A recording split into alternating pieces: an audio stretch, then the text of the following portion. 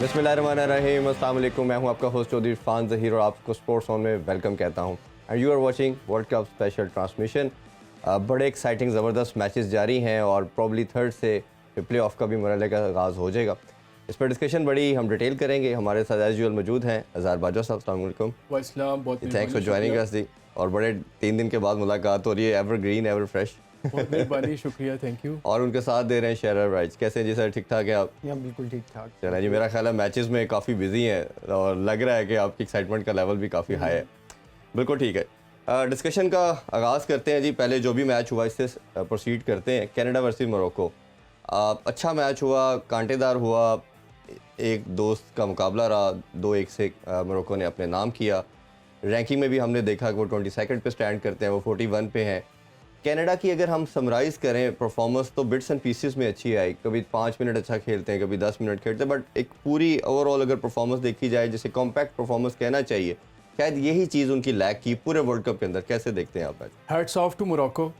Of all the African teams Morocco सबसे बेहतर खेली है। बिल्कुल। आप जब ग्रुप देखते हैं, ग्रुप एफ को, उसमें जब हम शुरू में हमने एक्सपेक्ट किया इसमें मोरक्को है, क्रोएशिया है, बेल्जियम है, कनाडा है। बेल्जियम और क्रोएशिया के होते हुए ग्रुप टॉप कर लेना, ये मोरक्को की बहुत बड़ी अचीवमेंट है and that is totally well deserved. ऐसा नहीं कह सकते कि वो लकी रहे या कोई किस्मत ने साथ दिया। उन्होंने बहुत अच्छी फुटबॉल खेली, हर मैच में उन्होंने जान मारी। किसी भी ओपोनेंट से वो इंटिमिडेट नहीं हुए, अपनी फ़ुटबॉल खेली। बेल्जियम जैसी ज़बरदस्त टीम को उन्होंने 2-0 हराया। फिर क्रोएशिया जैसी एक टाई टीम के खिलाफ उन्होंने एक अच्छा ड्रॉ निकाला। आज फिर कनाडा के खिलाफ they outplayed Canada and were the well deserved winners. बिल्कुल ऐसा ही है। अच्छा, मोरक्को को आपने हमेशा रैंक किया कि अब बड़ी अच्छी टी साइड है और अच्छा परफॉर्म कर रही है, और हम देख रहे हैं कि इनका मोमेंटम भी एक टीम का बनता चला जा रहा है। और हर जितनी भी स्पोर्ट्स हम दुनिया में देखते हैं, मोमेंटम सबसे ज़्यादा इंपॉर्टेंट होता है कि आपके एक पीक पकड़ते हो आप। तो मोरक्को भी उसी तरह हमें नज़र आ रहा है कि बेहतर जा रहा है। आज हम देखें तो शॉट्स एंड टारगेट का भी इतना कोई ज़्यादा डिफरेंस था नहीं, 5-6 का था। पोजेशन भी मोरक्को के पास ज़्यादा थी, बट जो एक हमेशा आपने भी बात की, बड़ी टीम जो है, ए टियर की टीम, उसके अंदर डिफेंस यही होता है दूसरी टीम से कि वो कहीं फिनिशिंग लाइन जो है उसको अबूर करती है और वो जाके एग्जीक्यूशन ऑफ गोल है उधर बेहतर रहते हैं। कैसे देखते हैं आप इनकी परफॉर्मेंस को? मोरक्को जो है वो बड़ी फियरलेस हमने उनको देखा है खेलते हुए। क्रोएशिया एक बहुत ही अच्छी मिडफील्ड टीम है, उनके साथ उनको खेलने नहीं दिया, उनको थ्रू बॉल्स नहीं करने दी, जिसकी वजह से क्रोएशिया गोल करती है। उसके बाद पहला मैच जो है वो ड्रॉ करने के बाद जिस तरीके की परफॉर्मेंस उन्होंने बेहतर से बेहतर तक करते हुए दिखाई है, इवन तो कनाडा ने आज उनको अच्छा टाकरा दिया। कनाडा वो playing for pride today. Canada जो है वो ग्रुप से बाहर जा चुके हैं, तो वो उनका था कि हम एक अच्छे नोट पे जाएं। मोरक्को को एक्चुअली में सिर्फ यहाँ पे एक फॉर मोर लेस एक ड्रॉ चाहिए था टू क्वालिफाई, डिपेंडिंग अपॉन के उनके बाकी जो मैचेस हैं वो बाकी दूसरा मैच कैसा होता है। लेकिन सबसे पहले तो उनको एक लाइफलाइन मिल गई फ़ौरन ही 5-4 मिनट के अंदर, जब एक फंबल हुआ कनाडा की तरफ से, उनके गोलकीपर की तरफ से, तो दे वर 1 अप और they had 1 leg in the door. और उसके बाद जो है वो जो सेकंड गोल है उनका, वो भी बहुत ही अच्छा फियरलेस गोल था।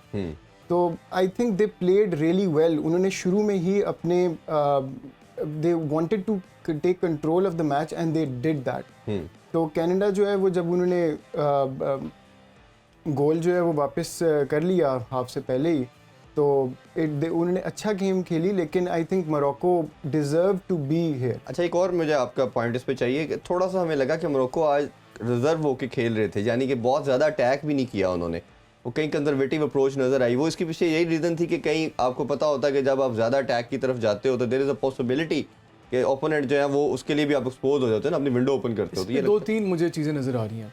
एक तो जब उन्हें इनिशियली लीड मिल गई, आप देखेंगे दोनों गोलकीपर मिस्टेक्स थी, मैं इसको कहूँगा। पहले गोल में गोलकीपर को आगे नहीं आना चाहिए था, आगे आया भी था तो उसको दूर किक मारनी चाहिए थी, लंबी किक मारनी चाहिए थी, ये उसकी तरफ से मिस्टेक हुई। जो दूसरा गोल है वो भी गोलकीपर नियर पोस्ट पे बीट हुआ अपनी। जो अच्छे गोलकीपर से आप एक्सपेक्ट नहीं करते कि वो नियर पोस्ट पे, अच्छी शॉट थी, पास भी अच्छा था और उसने बड़ी तेज शॉट ली, लेकिन एक अच्छा गोलकीपर नियर पोस्ट पे बीट नहीं होता। तो जो दोनों गोल्स थे वो गोलकीपर मिस्टेक थी। डिस्पाइट दैट मैं इसमें थोड़ा सा डिसएग्री करूंगा मैं, क्योंकि आई थिंक गोल कह सकते हैं नियर शॉट है, लेकिन but it was a world class finish. उसने ऊपर से उसके थ्रू बॉल आई है, over the shoulder through ball जो है उसको कंट्रोल करना और उसके बाद जो है वो उसको क्रॉस द गोल शॉट मारना बहुत मुश्किल काम है। तो आई थिंक अन-नसीरी ने बड़ा अच्छा गोल किया। कोई फॉर्मेशन मेरे का ख्याल पॉइंट, में- फॉर्मेशन के लिहाज से कोई आप कहना चाहें कि आज कोई डिफरेंट फॉर्मेशन से आई या सेम जो लगता उनकी है? रूटीन फॉर्मेशन है उसी तरह खेले। बज़ाहिर अच्छी शॉट थी, लेकिन at this level, at international World Cup level, आप एक्सपेक्ट करते हो कि गोलकीपर जो है वो अपने नियर पोस्ट फॉर्मेशन भी हम दिखाई जा रही है जिस तरह आप बता रहे हो, उसी फॉर्मेशन के साथ है ये, और वही 4-3-3 के साथ हुआ है। जो रूटीन में इनकी फॉर्मेशन है वही खेली। मोरक्को 4-3-3 खेलते हैं, हमें पता है। कनाडा 3-4-3 खेले, हालांकि कनाडा का जो मेन प्लेयर है वो डेविस, वो आज इंजर्ड थे, जी। वो नहीं हम खेले। यहाँ पे ना थोड़ी सी बात कर लेते हैं मोरक्को के कुछ स्टार प्लेयर्स की। आई थिंक बुफॉल ने बड़ा अच्छा टूर्नामेंट किया है, एक सरप्राइजिंग था मुझे, क्योंकि इनके जो मेन स्टार्स हैं वो राइट साइड पे जियख खेलता है और हकीमी है जो चेल्सी और दोनों नहीं PSG से खेलता एक है। PSG और एक चेल्सी से खेलता है। जी। बट आई थिंक बुफॉल ने, हकीमी ने और जियख ने बहुत अच्छा परफॉर्म किया थ्रू आउट द मैचेस, जी। एंड वो उसकी बेसिस बने हैं कि ये अभी मोरक्को जो है वो इट्स गोइंग थ्रू। आप वाली बात जो आपने पहले राइटली पॉइंट आउट किया, मोरक्को आज थोड़ा रिजर्व रहे। एक तो उन्हें 2 गोल की जब मिल गए, दूसरा जब इस तरह की सिचुएशन होती है जी। कि एक मोरक्को जैसी टीम के लिए राउंड ऑफ 16 की क्वालिफिकेशन की सिचुएशन बन रही है, ग्रुप टॉप करने की सिचुएशन बन रही है, और उस ग्रुप में जिसमें बेल्जियम और क्रोएशिया भी है, थोड़ी हाँ। नर्व्स क्रीप इन हो जाती हैं। जी। उस टाइम पे कोशिश होती है कि जो हमारे पास अपॉर्चुनिटी है या लीड है उसको हम वेस्ट ना करें और कोई मिस्टेक ना करें। तो इस लिहाज से उन्होंने जो उनको ज़रूरत ही नहीं थी कि बहुत ज़्यादा एग्रेसिव एक्सपेंसिव फुटबॉल खेले। वैसे भी जो दूसरे मैच में सिचुएशन बन रही थी, आज के मैच में सिर्फ उन्हें ड्रॉ चाहिए था क्वालिफाई करने के लिए। तो वो ये नहीं चाहते थे कोई ऐसा हम ब्लंडर करें या अटैकिंग करके जिससे हम पीछे एक्सपोज हो जाएं और कनाडा को मौका मिल जाए। जब उन्होंने 40th मिनट पे गोल कर लिया था ना कनाडा ने, तो आई थिंक उसके बाद they had to take a more conservative approach उनको, ताकि हमने अपनी जो लीड है उसको बरकरार रखना है, because way through way going. और 70th मिनट के ऊपर कनाडा का एक बड़ा करीबी चांस था जिस पे हम मैच से पहले बात कर रहे थे कि वो बस ऐसे लग रहा था तो गोल के अंदर से बॉल बाहर आई है, बट वो उन्होंने रूल नहीं किया गोल को, तो थोड़ी बहुत वो लाइन के ऊपर आई होगी। तो कनाडा वो very close to drawing it, but वो दूसरा मैच बड़ा एक्साइटिंग हो रहा था। मैं और इजहार दोनों साथ साथ मैच देख रहे थे, एंड साइड बाय साइड हमें नजर आ रहा था कि where the energy is going, हाँ, बिल्कुल ऐसे ही है। एक और चीज़ जो मुझे नजर आई when we were seeing the match, no matches की एनर्जी में फ़र्क था। इवन दो बेल्जियम के लिए भी, अभी हम उस पर भी बात करेंगे, वो मस्ट विन मैच था, इनके लिए ड्रॉ करना था, but the kind of energy pace that you saw in this match was way more as compare to Belgium. और आई थिंक बेल्जियम ने इसी तरीके से ही खेला है तीनों मैचेस, और फिर हम बात करते हैं कि वो कैसे अब बल्कि उसकी स्टार्ट कर ही दिया आपने, तो उसी से कंटिन्यू करते हैं। क्रोएशिया भी बड़ी ज़बरदस्त साइड है और हम जानते हैं 12वें नंबर की रैंक टीम है, बट बेल्जियम अभी शो से पहले भी हम बात कर रहे हैं कि हमें वो स्पार्क या क्रिस्मा नज़र नहीं आया जो बेल्जियम से एसोसिएट होता है, कि जो नंबर 2 रैंक की टीम होने की वजह से हम उन सबसे एक्सपेक्ट कर रहे थे। क्या आपको लगता है इस पूरे वर्ल्ड कप में क्या मिस्टेक आपको दिखने में लगी, या कुछ ऐसी चीज़ें जो आपको लगता है करनी चाहिए थी, दे हैवंट डन इट? तो Belgium is an old squad, एक दो लोग अच्छे हैं उनके जो यंग प्लेयर्स हैं। बेल्जियम के जो हाइप है ना वो अभी से अब नहीं है, अभी वो नंबर 2 रैंक टीम है जी। हाइप अभी से नहीं है। बेल्जियम की हाइप जो है 2014 से है। ऐसा ही है। 2014 में इनको कहा था कि भाई ये दे गोना डू समथिंग, 2018 में इनको कहा कि भाई they are definitely gonna do something, and they did a lot. Like वो इवन हमने जैसे हम बात की थी कि हॉकी में भी इसी तरह इन्होंने मोमेंटम एक साथ ही पकड़ा, हॉकी और फुटबॉल में, हॉकी में वर्ल्ड चैंपियन बन गए लास्ट टाइम। ऐसे ही है, बट 2018 में बड़ा अच्छा किया, बट ये अभी आई थिंक उनका स्क्वाड जो है ना वो एज्ड हो गया था। हम बात कर रहे थे कि अगर ये थोड़ा सा इनको मिक्स यूथ और एक्सपीरियंस को मिक्स करके खेले ना, तो I think they would have done much better. और उसकी वजह से आई थिंक वो उनकी जो लैकिंग है ना वहाँ पे रही है, बिकॉज वो उस पेस के साथ नहीं खेल सके जिस पेस के साथ आज इस वर्ल्ड कप को हम देख रहे हैं। आपको भी भाई लगता है कि कहीं ना कहीं इनके अंदर वो जो किलिंग इंस्टिंक्ट होती है एक टीम के अंदर, जो जैसे ब्राज़ील में हमें नज़र आता है, स्पेन में नज़र आता है, फ्रांस में नज़र आता है, वो कहीं मिसिंग थी इनके पार्ट के अंदर, तो उसी वजह से लगा ये आज के मैच को देखें, बेल्जियम ने क्रोएशिया से नो डाउट बेहतर खेला, बेहतर चांसेस बनाए। लुकाकू ने काफ़ी चांसेस मिस किए जिन पे गोल हो सकता है। लोग लुकाकू को बहुत ज़्यादा क्रिटिसाइज़ किए रहेंगे कि उसने चांसेस मिस किए, लेकिन मैं समझता हूँ लुकाकू की मिस्टेक इतना उसका बुरी गेम नहीं थी। Important thing is that he got into good places to score. Eventually ये स्प्लिट सेकंड डिसीजंस होते हैं, माइक्रो सेकंड्स के डिसीजन होते हैं कि आपने कब हेड लेना है, कब वो आपने चेस्ट में लेना है या किक मारनी है, तो वो एग्जीक्यूट नहीं कर सका। बट क्रेडिट टू हिम के जब वो आया तो बेल्जियम ने सेकंड हाफ में चांसेस बनाए। अगर आप इस बात को एनालाइज करें कि हम क्यों बेल्जियम ने क्वालिफाई नहीं किया, तो आज का मैच नहीं जिस वजह से उन्होंने क्वालिफाई किया। बेल्जियम ने क्वालिफाई नहीं किया जो मोरक्को से 2-0 हारे हैं। मोरक्को से वो जो हारे हैं उसमें वो दैट इज द अंडर, आप एक्सपेक्ट करते हो क्रोएशिया टफ टीम है, वो उनसे आप शायद नहीं जीत पाते। ये बात है, सही है। उन्होंने बेल्जियम ने पहले मैच में कनाडा को हरा लिया, वो भी टैड बिट लकी रहे जो उसने डेविस ने पेनल्टी मिस की।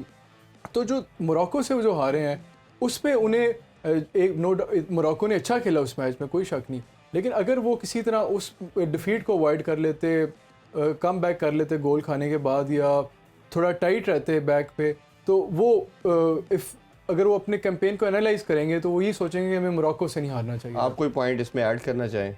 उन्होंने शुरू में ही ना, आप देखें कि अब जब पहला, आई थिंक ओवरऑल अगर हम बेल्जियम को थोड़ा सा एनालाइज करें, मैच के ऊपर भी मैं आना चाहूँगा बाद में कि कैसे they could have just you know like gone through, they deserve not to go. एक इससे मैं पहले सोचा था कि भी पिछले जो ग्रुप्स हैं उनके भी रिजल्ट्स आ गए हैं, but there are no real क्या कहते हैं अपसेट्स नहीं हुई, कोई बिग टीम्स बाहर नहीं गई। रैंकिंग्स आप देखेंगे सारे वो ऊपर टॉप रैंकिंग्स वाले जो है वो आगे क्वालिफाई किए हैं। तो आई वाज थिंकिंग दिस आज ही कि भाई अभी तक कोई अपसेट नहीं हुआ and Belgium is the first big name जो भी गई है। But on the basis of the FIFA world cup जो खेला गया है, बेल्जियम ने बाकी दोनों टीम्स जो क्वालिफाई किए हैं उनसे अच्छा नहीं परफॉर्म किया। क्वालिफाई करना भी एक मेरे ख्याल में है नहीं उस ग्रुप में, नंबर 10 रैंक की टीम है। ऑस्ट्रेलिया निकल गई वहां से, फ्रांस ऑस्ट्रेलिया ने काफी इंप्रूव किया, और जिस तरह की टैकिंग उन्होंने फुटबॉल, वो तो मुझे उनकी हॉकी के लिहाज से भी इस तरह था। थोड़ा सा इस ग्रुप के भी बाकी भी सब ग्रुप्स की बात करते हैं, थोड़ा सभी इसी ग्रुप की डिस्कशन कर रहे हैं। तो ग्रुप एफ के अंदर हम देखते हैं कि इनकी पोजीशन जो है वो टॉप जो कर रही है वो मोरक्को कर रही है। जिस तरह आप लोगों ने कहा 3 मैच खेले, 2 जीते, 1 ड्रॉ, 7 पॉइंट के साथ। क्रोएशिया नंबर 2 है विद 5 पॉइंट्स। इसी तरह उनकी भी 1 विक्ट्री 2 ड्रॉ है। बेल्जियम 1 जीते 1 हारे 1 ड्रॉ, 3 पॉइंट के साथ उनके 4 पॉइंट है। और इसी तरह हमने देखा कनाडा, वो कोई भी मैच नहीं जीत सके। देखिए अगर बेल्जियम को ना क्वालिफाई करना ये यकीनन बहुत बड़ा अपसेट है जी। नंबर 3 रैंक टीम है, और पिछले वर्ल्ड कप में ये ब्रॉन्ज मेडलिस्ट थे जो 3rd 4th प्लेस के लिए इन्होंने जीते थे। मेरे ख्याल में one of the reason that Belgium could not qualify to the round of 16 in this World Cup is that they could not settle on a fixed lineup. उनको अपनी स्ट्रैटेजी उनकी कंफ्यूज रही, किस प्लेयर को खिलाना है, किसको बिठाना है, कौन सी स्ट्रैटेजी हमने अडॉप्ट करनी है। जिस तरह आज भी ईडन हैज़ार्ड है, वो नहीं खेल रहा था, लुकाकू को ये हाफ टाइम पे लेके आए। तो जो आप बाकी आप स्पेन देखें, इंग्लैंड को देखें, जो टीम्स अच्छा परफॉर्म करी, उनकी एक सेटल्ड लाइनअप है, उनकी सेटल्ड स्ट्रैटेजी है। इसमें मैं ऐड ये करना चाहूँगा, I do agree with him. उन्होंने काफ़ी चेंजेस किए हैं throughout the matches because they couldn't really वो मोमेंटम बिल्ड नहीं कर पाए। They have played scrappy and they did not play well and to the expectations जो हमें थी। बट आई थिंक उनको वहाँ पे एक इशू जो सबसे बड़ा फेस आया ना, वो ये लुकाकू की फिटनेस का। Lukaku was injured and he could not play. वो बड़ी मतलब अभी फुली फिट नहीं है कि उसको 45th मिनट पे वो स्टार उनका स्ट्राइकर है, उसको वो लेके आए हैं। बैत्सुआई जिसने पहला मैच खेला था वो भी आज नहीं खेला। आई डोंट नो उसके पीछे इंजरी की कोई इशू है मेरा ख्याल है पीछे।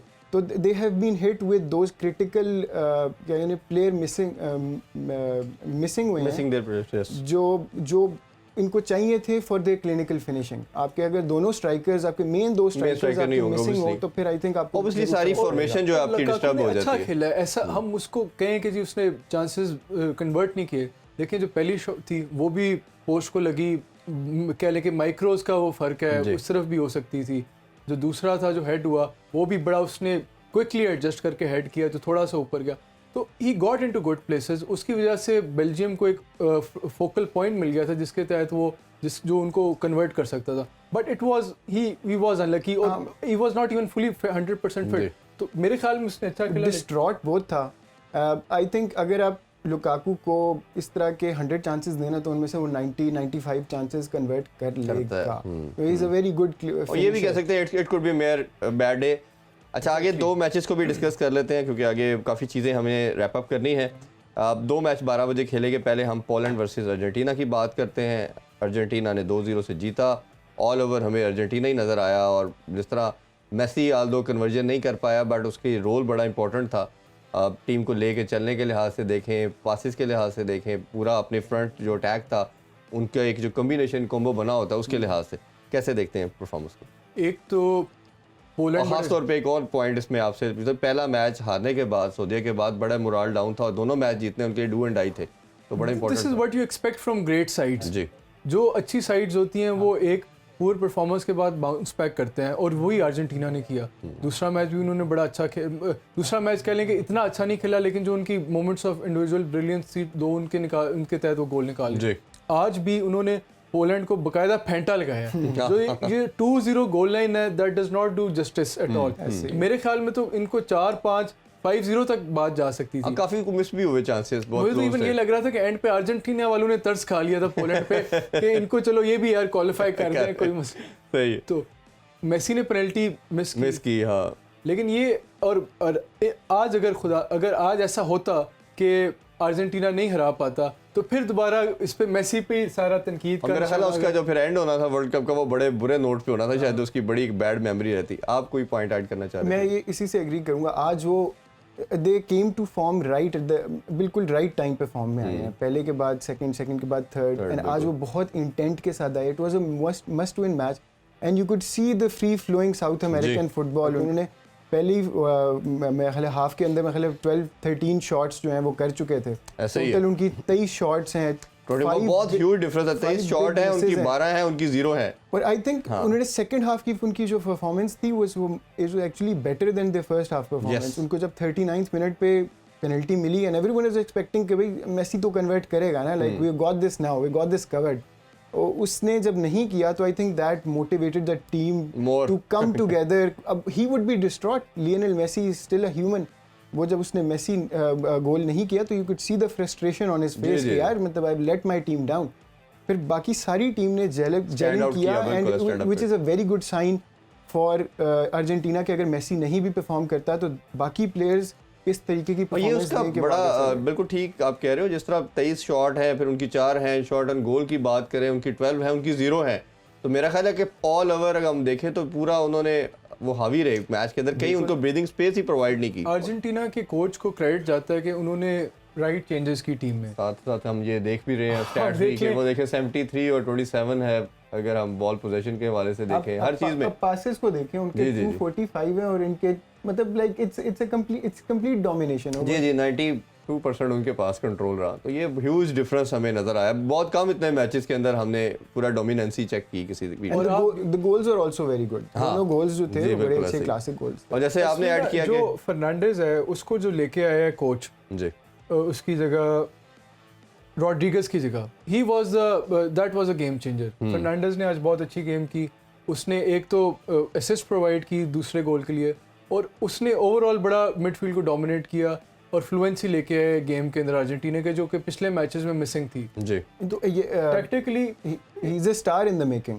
एग्जैक्टली बिल्कुल ऐसे ही है।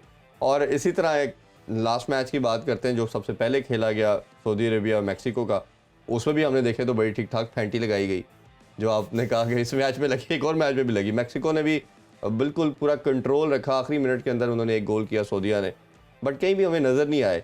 इसी तरह अगर उनकी हम बॉल पोजीशन देखते हैं, शॉट ऑन गोल की भी अगर हम बात करते हैं तो अगर वो देखें तो वो 26 है, उनकी 10 है, 61 पोजीशन है उनकी, 39 है, बट ओवरऑल कंट्रोल के लिहाज से देखें, अटैक के लिहाज से करें, वो बड़ी, जिस तरह मैंने एक चीज़ हमेशा कहता हूँ कि जब टीमें इस तरह पैनिक करती हैं, जो सेकंड टीयर की टीम, वो पैनिक होकर बड़ी दूर दूर से अटेम्प्ट करना शुरू कर देती हैं गोल के लिए, रादर दैन कि वो क्लोज आके करे।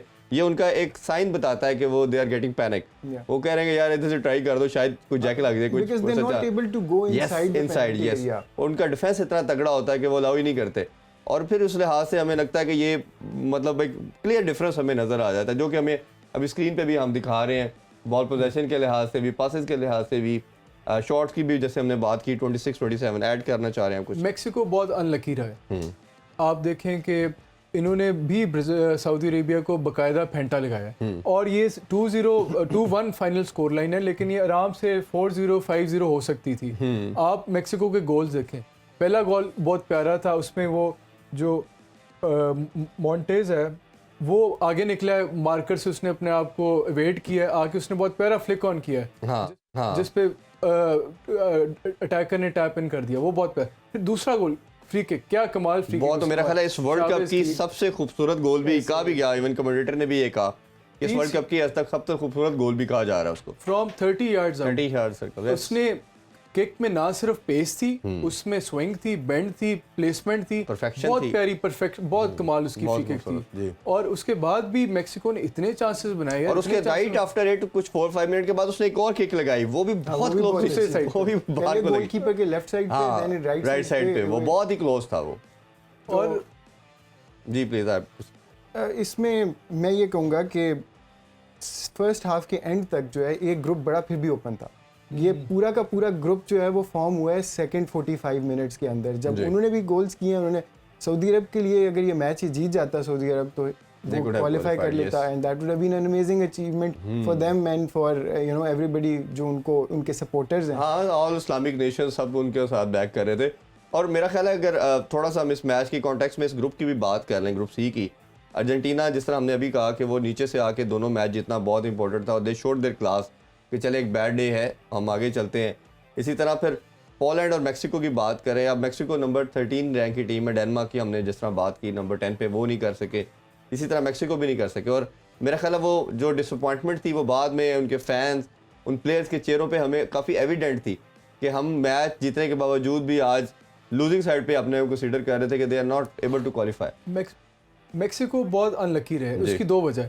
एक तो जब 2-0 मेक्सिको लीड कर रहा था सऊदी अरेबिया से, उसके बाद 70 मिनट से लेके 90-95 मिनट तक मेक्सिको को 3-4 ऐसी गोल स्कोरिंग अपॉर्चुनिटीज़ मिली जिसमें वो और गोल कर सकते थे, और वो तीसरा गोल कर देते तो चाहे जो मर्जी उधर रिजल्ट होता, इन्होंने क्वालिफाई कर जाना था।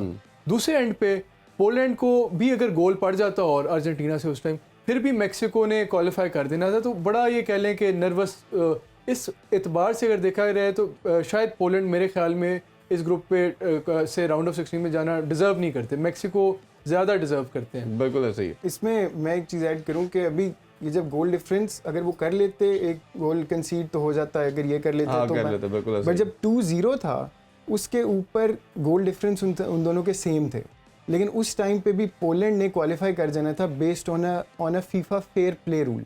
इनको एक अगर गोल डिफरेंस सेम हो तो आपके जो टोटल गोल स्कोर्ड होते जी। हैं ग्रुप में उनको देखते हैं, वो भी इनके सेम। गोल कंसीड कितने किए हैं वो गोल भी कंसीड है वो जी, देखते वो हैं। देखा जाता है। अगर ये सब चीज़ें सेम हो तो फिर देखा जाता है कि फीफा फेयर प्ले के पॉइंट्स किसके ज़्यादा हैं।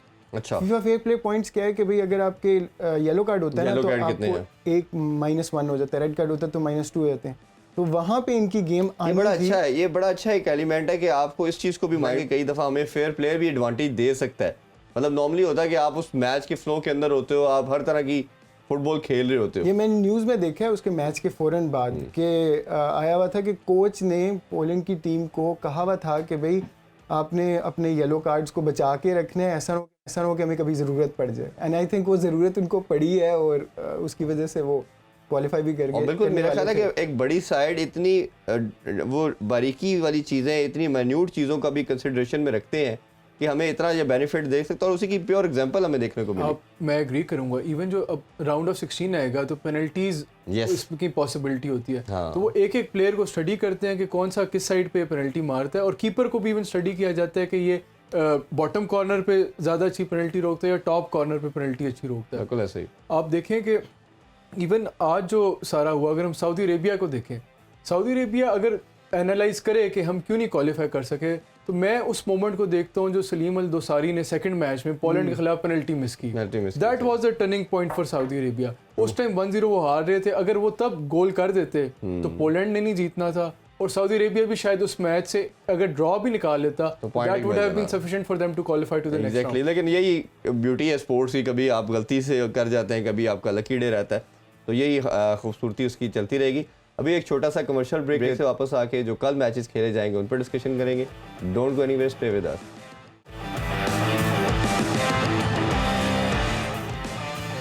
Once again welcome back in sports on. आज के मैच जो होंगे आगे उनके हवाले से बात करते हैं। 4 मैचेस ओबियसली खेले जाएंगे और डिस्कशन पहले हम कर लेते हैं जो थोड़ा लेट मैच होंगे, जो अभी कुछ देर के बाद होने वाले हैं, उन पर बाद में डिस्कशन करते हैं। पहले स्टार्ट करते हैं घाना वर्सेस यूरुग्वे।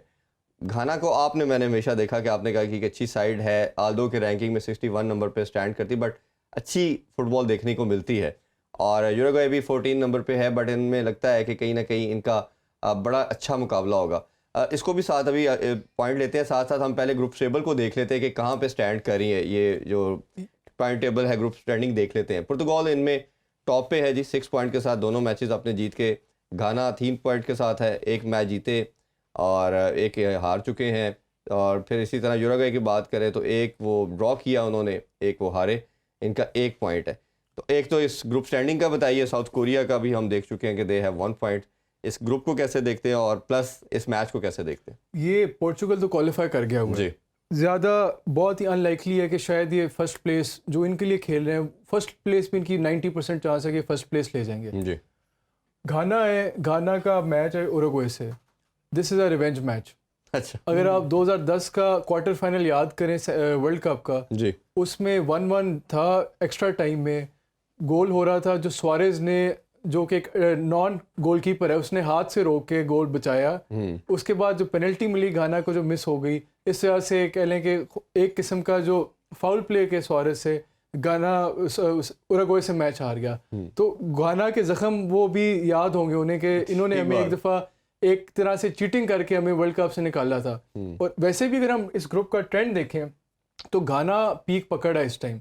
जी, उन्होंने साउथ कोरिया, पोर्चुगल के ख़िलाफ़ भी वो अनलकी रहे, जो 3-2 थे, ड्रॉ भी कर सकते थे, अपॉर्चुनिटीज़ उन्हें मिली। साउथ कोरिया को उन्होंने बड़ा अच्छा उनके खिलाफ अच्छा खेला खेले, और बहुत हराया। अच्छा उसके खेला, अलावा हाँ। अब आगे बात उरुग्वे की। उरुग्वे को देखें, उन्होंने कोई बहुत अच्छा इस टूर्नामेंट में नहीं खेला, उनकी अच्छी साइड है, जी। लेकिन उनका भी वही वाला मसला है बेल्जियम वाला कि उनकी भी एजिंग साइड है।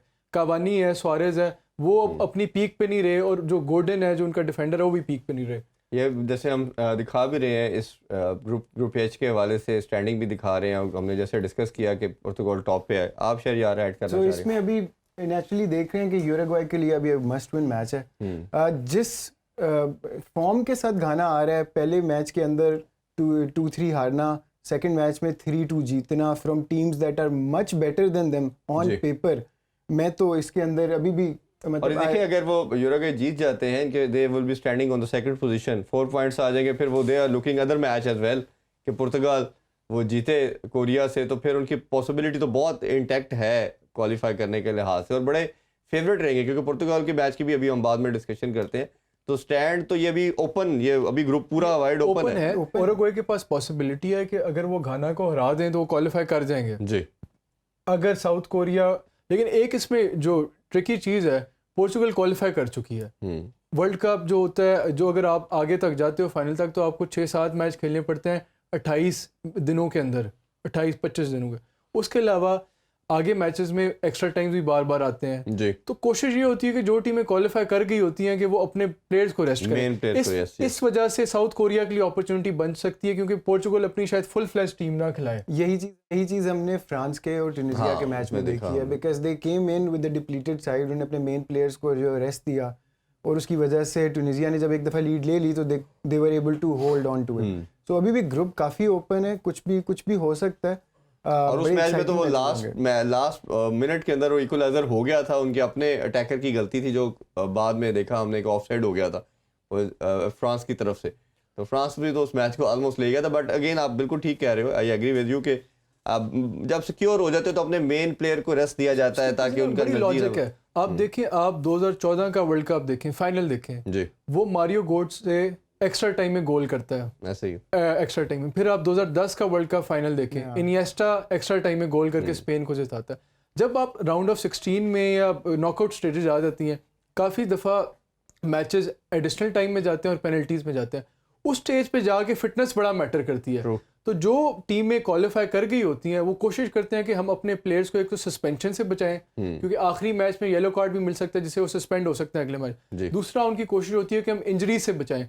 अब अगर फ्रांस फर्ज करें तुनिसिया के खिलाफ एम्बापे को इंजर करवा लेता है, तो ये कहाँ की अक्लमंदी है ऐसे ही कि है, एक डेड रबर मैच में अपने प्लेयर को इंजर करवा लें। बिल्कुल तो ऐसे ही। ये हालांकि जो दूसरी टीमें होती हैं, जैसा घाना है या पोर्चुगल है या उरुग्वे है, जिनका आपस में मैच है, वो तो इस चीज़ को पसंद नहीं करेंगे, यार क्यों इन्होंने ये जो दूसरी टीम है इसको, साउथ कोरिया को क्यों आसान मैच बना रहे हैं। लेकिन अगर आप उनके पर्सपेक्टिव से देखें पोर्चुगल के, तो दे रीजंस आर और लेजिटिमेट। प्लस अगेन जिस तरह यूरोगे की बात करें, अगर जीत जाते हैं तो वो पाकिस्तान की तरह दूसरे मैच का वेट कर रहे होंगे कि वो जीते वो हारे, तो बड़ा ये शायद हर स्पोर्ट्स की खूबसूरती भी है। इसमें बड़ी एक्साइटिंग चीज ये है कि दोनों मैचेस साथ साथ चल साथ-साथ चल रहे हैं और वो एक उनकी डगआउट के अंदर एक कोऑर्डिनेशन वाला बंदा बैठा हुआ होता है, जो बता देख रहा रहा होगा। होता है, कोच को बता रहा है भाई अब उधर उस मैच में ये हो रहा है, हाँ। उसी टाइम पे रियल टाइम में नजर आ रहा होता है कि भाई स्ट्रेटजी चेंज होगी। Change हो सकती इस है, तरह की बिल्कुल चीजें ऐसे। हमने ईपीएल के अंदर भी देखी हैं, जहाँ पे ही। आखिरी मिनट के अंदर मैनचेस्टर और ये यूनाइटेड मेरा हार ख्याल है गया बड़ा खूबसूरत इसका ब्लेंड है कि आप सेम टाइम पे करवा रहे हो, रादर देन कि आप वेट कर रहे हो क्या क्या होगा क्या फुटबॉल में ऑल ओवर जितने भी इंटरनेशनल कॉम्पिटिशंस होते हैं, चाहे वर्ल्ड कप है, चाहे यूरो कप है, चाहे कोपा अमेरिका है, उसके अलावा चैंपियंस लीग है, प्रीमियर लीग है, ला लीगा है, बुंडेस लीगा है, ऐसे ही प्रीमियर, हर कंपटीशन में जो आखिरी मैच होता है ना, वो तमाम टीमों का एक ही टाइम पे चल रहा होता है, बिल्कुल ठीक। आखिरी राउंड। उसके लॉजिक ये होती है कि किसी भी टीम को कोई अनफेयर एडवांटेज ना मिले। अगर किसी टीम का मैच बाद में होगा तो वो जिस टीम का मैच पहले हुआ है उसके रिजल्ट के मुताबिक अपनी गेम को एडजस्ट कर सकती है। सकता है, तो बिल्कुल। इसको खत्म करने के लिए Nullify सारे करने मैच के लिए एक ही वैसे टाइम करते पे हैं। होते हैं। बिल्कुल ठीक है। दूसरे मैच की भी थोड़ी बात कर लें। 8 बजे ही खेला जाएगा साउथ कोरिया पुर्तगाल। थोड़ी तो बात हमने कर ही ली, कुछ पॉइंट आप ऐड करना चाहें कि साउथ कोरिया की फॉर्मेशन एक्सपेक्टेड क्या हो सकती है, क्या उनका प्लान है? Obviously they will go for the victory, but कुछ उसमें आपको लगता है कि एडिशनल वो जोर लगाएंगे? गेम प्लान हमें मालूम है कि वो बहुत अटैकिंग किस्म की और वो पासिंग वाली गेम नहीं खेलते, वो बेसिकली डॉज करके और हाई ड्रिलिंग वाली press and fast pace game fast pace खेलते गेम हैं। खेलते हैं। अब इससे पहले हिस्ट्री के अंदर 2002 के अंदर इनका हुआ था, वर्ल्ड कप के अंदर टाकरा हुआ था, जिसमें इंटरेस्टिंगली इनफ ये भी शायद आई डोंट नो उस ये जो फुटबॉल के वो जो फैनेटिक्स होंगे वो इसके अंदर इसकी बारीकी में जाएंगे कि 2002 के वर्ल्ड कप के अंदर इनका पोर्चुगल का आपस में मैच हुआ था जो साउथ कोरिया जीत की थी, और उस जीतने की वजह से पोर्चुगल जो है वो ग्रुप स्टेज में बाहर हो गया था। तो आज हो सकता है उसका उल्टा हो जाए। तो आज जो है वो पोर्चुगल जीत हाँ, गई लेकिन और- अभी आज पुर्तगाल इज द सेफ साइड और वो बिल्कुल सिक्योर है। हाँ नहीं, वो आज जीत जाएगी और साउथ कोरिया बाहर हो जाएगी। वैसे आप पहले कह रहे थे कि मुझे लगता है कि साउथ कोरिया जीत जाएगा। मुझे भी यही लग रहा है क्योंकि पुर्तगाल के लिए कोई मोटिवेशन इंसेंटिव नहीं है। हाँ। फर्स्ट नहीं आएंगे जाएंगे, सेकंड आ जाएंगे, क्वालिफाई तो कर जाएंगे। लेकिन कई दफा आप कहते हो कि जो विनिंग मोमेंटम है वो भी ब्रेक ना हो, कि हम नहीं, उसी इसमें देखिए हाई दो नोट पे तीन खत्म चीजें करें। होती हैं। एक तो आप जो आपकी दूसरे स्क्वाड मेंबर्स हैं वर्ल्ड भी कप, चांस देना, उनको भी चांस देना चाह रहे होते हो, और आपकी सबसे ज्यादा प्रायोरिटी यही होती है कि आपके जो मेन प्लेयर, जिस तरह रोनाल्डो है, फर्ज करें रोनाल्डो को इंजर करवा लेते हैं साउथ कोरिया के खिलाफ, तो ये कहाँ की अक्लमंदी है? ऐसे ही इसके अंदर मैं ख्याल एक और फैसेट क्या आता है कि जब अभी पोर्चुगल ये देख रहा है कि अभी हम ग्रुप नंबर 1 प्लेस टीम है जी। ग्रुप में, अब दूसरी तरफ इनका अब अगला मैच जब होना है तो इनका होना है ग्रुप जी के साथ। जी। ग्रुप जी के अंदर एक तरफ ब्राज़ील है, ठीक है, तो आप क्या इस चीज़ को मद्देनजर रखोगे बीच में कि यार अगर हम अभी 1 में जाते हैं तो will get a easier opponent, theoretically an easier opponent, because Brazil हो सकता है ग्रुप 1 जीत जाए। जी जी बिल्कुल ऐसे ही है। क्या ये ये भी चीज़ टेक्निकल आएगी एक चीज उसमें? है। इसमें ना मेरे ख्याल में दो राय हैं। अगर आपने वर्ल्ड कप जीतना है तो आपको टॉप टीम्स को किसी ना किसी स्टेज पे तो खेलना पड़ेगा, और ऐसा नहीं है कि अगर आप राउंड ऑफ 16 में ब्राजील को खेलो या सेमीफाइनल में जाके ब्राजील को खेलो, कहीं ना कहीं तो आपको खेलना जैसे पड़ेगा। हमने वर्ल्ड कप का फाइनल इंग्लैंड से खेलना ही था। पहले हम पूरा मुल्क खुश होता रहा, हमारा सेमीफाइनल न्यूजीलैंड से पड़ अगर गए। फिर भी यार आप देखो, अगर आपका अगला मैच है राउंड ऑफ 16, नॉर्मली जो प्रीमियर लीग होती है या और कोई कंपटीशन होता है, एक वीक का रेस्ट दिया जाता है दूसरे मैच के दरमियान में, तो आप कोशिश करोगे कि आपके प्लेयर्स नेक्स्ट मैच के लिए फ्रेश हों, चाहे ब्राज़ील से हो। ऐसे ही अगर आपका ख्याल है कि स्विट्जरलैंड या कैमरून या और कोई टीम उस ग्रुप से आएगी वो आसान होगी, तो ये भी आपकी गलतफहमी है। बिल्कुल ठीक बात। वर्ल्ड कप में जो भी टीम आई हुई है, they are all professional football teams, they are all top international और फुटबॉल। वो आपको ऑब्वियसली उतना ही टफ टाइम देने के लिए भी आए हैं। थोड़ा सा मजीद आगे चलते हैं जी। 2 मैचेस अभी कुछ देर के बाद खेले जाएंगे। पहले हम बात कर लेते हैं कोस्टा रिका वर्सेस जर्मनी के हवाले से। जर्मनी की बात करें तो इनकी थोड़ी सी स्टैंडिंग भी देख लेते हैं, फिर उसके बाद फर्दर हम डिस्कशन भी करते हैं। ग्रुप ई भी बड़ा एक हमें नज़र आ रहा है कि बड़ी एक बेहतर पोजीशन के ऊपर है, और इसकी स्टैंडिंग की अगर हम देखें और हमें नज़र आ रहा है स्पेन जो है दे आर ऑन टॉप और 4 पॉइंट्स के साथ हैं जी। जापान की बात करें तो 1 जीते 1 हारे 3 के साथ हैं। कोस्टा रिका हमने देखा वो भी 3 के साथ है, सेम 1 जीते 1 उन्होंने हारा। और जर्मनी जो है वो 1 हारे और प्लस 1 ड्रॉ किया और 1 के साथ है। तो अभी that is also wide open. अभी इस ग्रुप की भी खूबसूरती यही नज़र आ रही है कि कोई श्योरिटी नहीं है। जर्मनी का पहले मुझे बताएं क्या पॉसिबिलिटी निकाल रहे हैं इनके क्वालिफाई करने के लिहाज से? जर्मनी अगर हरा देता है कोस्टा रिका को तब भी शायद वो क्वालिफाई ना कर सकें। ये सिचुएशन इस टाइम बनी हुई है।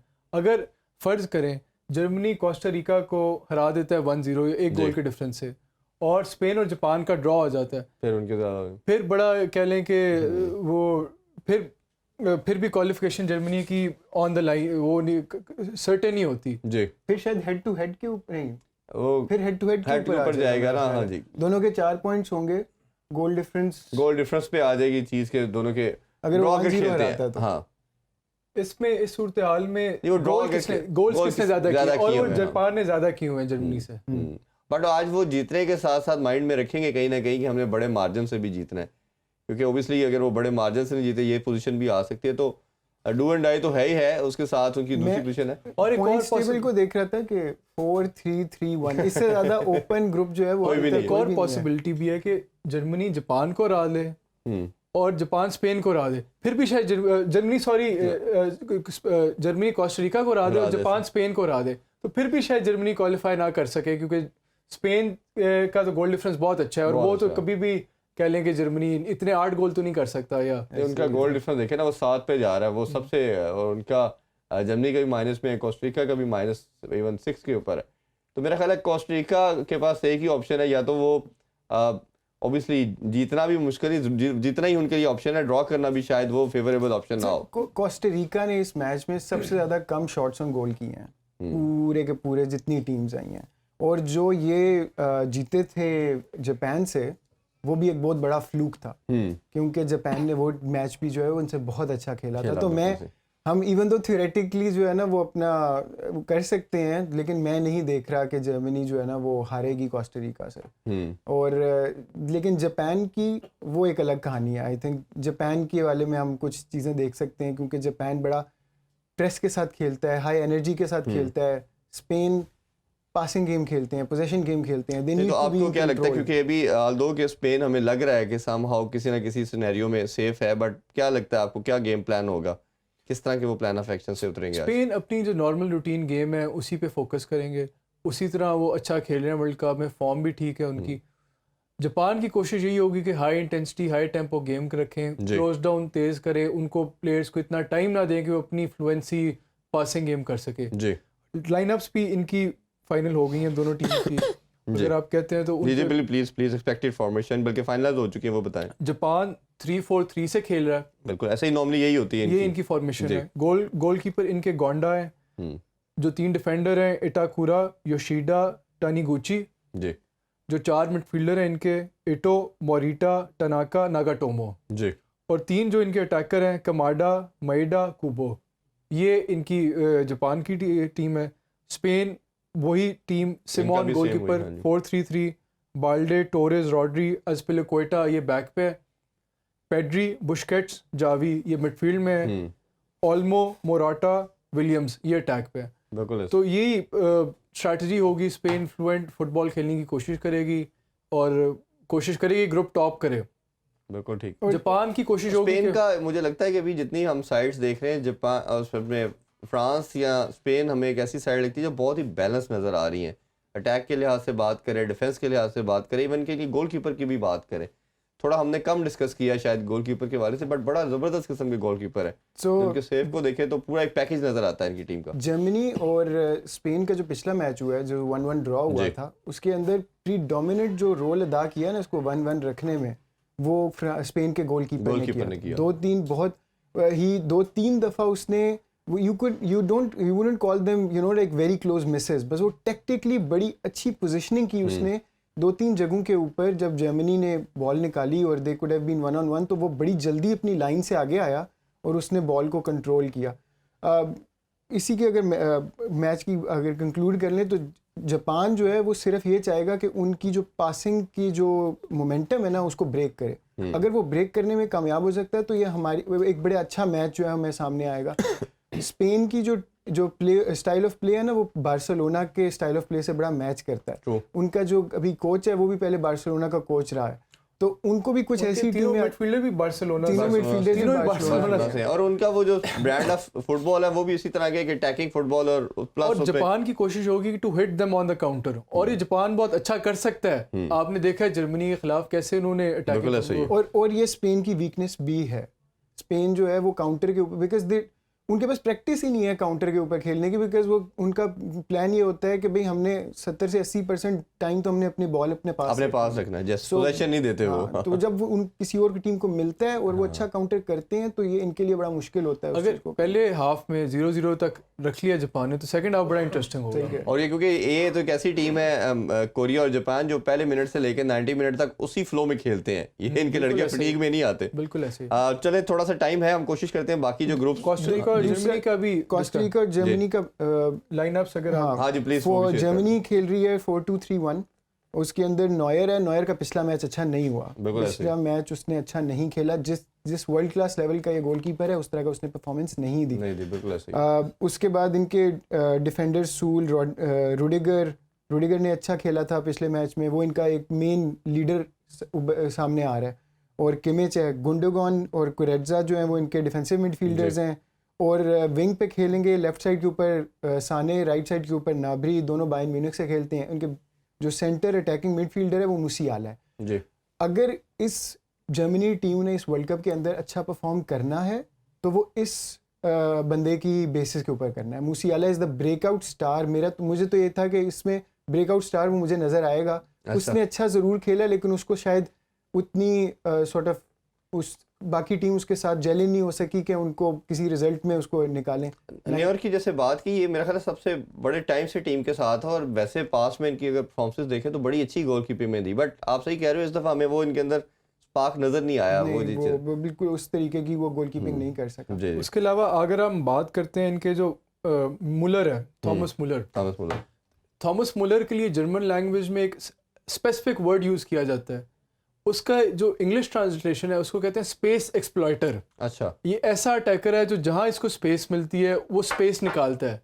तो ये अभी ही has not hit his full form, no doubt अब 33 इनकी एज हो गई है। जो पिछले वर्ल्ड कप्स में जो इनकी कह लें कि हाई लेवल या हाई इंटेंसिटी गेम थी वो अब नहीं है, लेकिन अभी भी एक्सपीरियंस है उनके पास, तो he can prove to be crucial today against Costa Rica in a pressure match. बिल्कुल ठीक है। दूसरा, कोस्टा रिका से हम बड़ा मुश्किल है।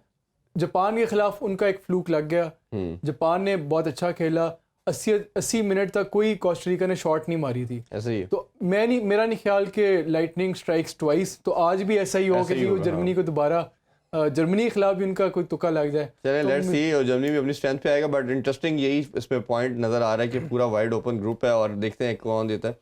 और इसमें बाकी अगर हम क्विकली अगर रैप अप करें तो ग्रुप ए के अंदर नीदरलैंड और सेनेगल क्वालिफाई कर चुके हैं। इसी तरह ग्रुप बी के अंदर देखें तो इंग्लैंड यूएसए कर चुके हैं इंटरेस्टिंगली, वो उनका देखते हैं। इसी तरह ग्रुप सी के अंदर अर्जेंटीना पोलैंड का हम बात कर चुके हैं जी, और नीदरलैंड भी कर चुके हैं, सेनेगल का हमने कहा ये डिस्कस कर चुके हैं। और क्योंकि हम क्विकली इसलिए कर रहे हैं क्योंकि time is about to end, तो स्पेन की और हमने जापान की वैसे बात कर दी, तो अभी कल हम कोशिश करेंगे मजीद मैचेस हो जाएंगे तो जो बाकी रिमेनिंग ग्रुप्स हैं उस पर भी डिटेल डिस्कशन करेंगे और फिर आगे फिर हम कंटिन्यू करके देखेंगे किसका मुकाबला आगे प्ले ऑफ में होने जा रहा है। अभी इजाज़त लेते हैं जी, but thank you so much for the joining us, और इंशाल्लाह कल दोबारा अपनी डिस्कशन को कंटिन्यू करेंगे। नाज़रीन, आपने आज का शो देखा, अपना फीडबैक हमें ज़रूर प्रोवाइड करें, अपना बहुत सा ख्याल रखें। अल्लाह हाफिज़, पाकिस्तान जिंदाबाद।